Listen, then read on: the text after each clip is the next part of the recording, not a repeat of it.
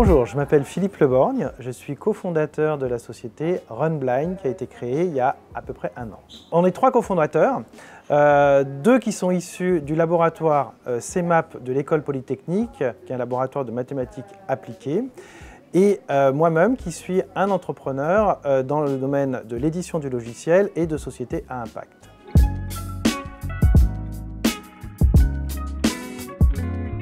Runblind propose du guidage par son 3D dynamique et c'est issu de 10 ans de recherche dans ce laboratoire et ça aboutit à un premier produit qui permet de faire courir en autonomie des aveugles autour d'un stade pour la première fois de leur vie.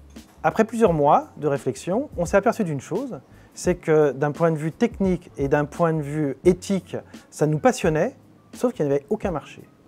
Donc comment on fait? Eh bien du coup, on a creusé la chose. Et on s'est aperçu qu'en fait cette technologie est universelle. C'est une technologie qui permet en fait, grâce à du son qui est projeté devant la personne, de matérialiser une trajectoire et de façon ultra naturelle et intuitive. Donc en fait, qu'est-ce qu'on propose nous dans Runblind? C'est de remplacer ce guidage sonore qui est non abouti par le nôtre, et ce sur toutes les applications de guidage GPS et à venir dans l'indoor.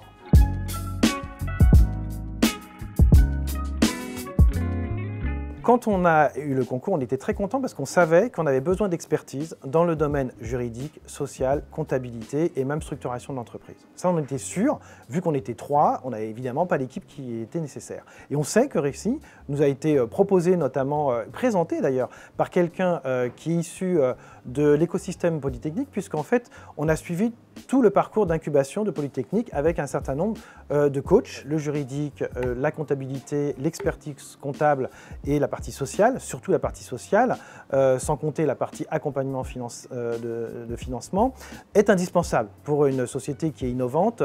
En plus, la nôtre est dans le domaine des deep tech. C'est encore plus compliqué justement pour pouvoir accéder à un certain nombre de financements, qui soient d'ailleurs français ou européens. Et là, on sait qu'il y a tout le panel qui est nécessaire en ayant un seul interlocuteur, qui est justement Récit. Donc on fait une pierre de coups, c'est-à-dire que du coup, on gagne beaucoup de temps parce qu'on a ces compétences-là et on sait qu'on peut compter sur eux sur la durée et pas seulement pour quelque chose de ponctuel. Et d'après l'organisation interne des outils informatiques qu'ils ont mis en place, justement, il y a des croisements, il n'y en a pas besoin d'avoir de multiples interlocuteurs. On sait que les choses sont répercutées au niveau des services.